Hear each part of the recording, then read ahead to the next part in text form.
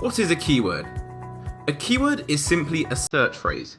For example, if you went over to Google and typed in vanilla ice cream, the keyword would be vanilla ice cream, the entire search phrase, not the individual words, so not vanilla or ice cream. The keyword would be vanilla ice cream. To be successful in SEO, you need to figure out what your potential customers would search for in Google to find your website and the service or product you offer. If we go back to my previous example of yoga mats, let's just imagine you have a website which sells yoga mats. One of the main keywords you would target would be yoga mats, as that's the main thing you offer on your website. Once you know what keywords you want to target, you can then optimize your website to increase your online visibility for those keyword searches.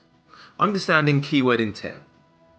Keyword intent, sometimes known as search intent, represents a user's purpose for the search. For example, if someone goes onto Google and types in, "Are yoga mats worth the money?" then from the keyword, we can tell straight away that this person isn't actually sure whether they need a yoga mat or not.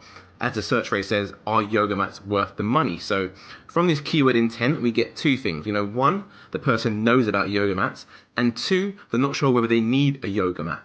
If we look at another keyword, such as buy red yoga mat, we can tell from this keyword that the search intent is a lot more different.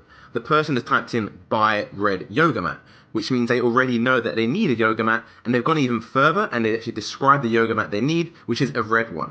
So if you have a website selling red yoga mats and someone types in buy red yoga mat, then they land on your page showing red yoga mats, the person is most likely going to buy one if the price is right.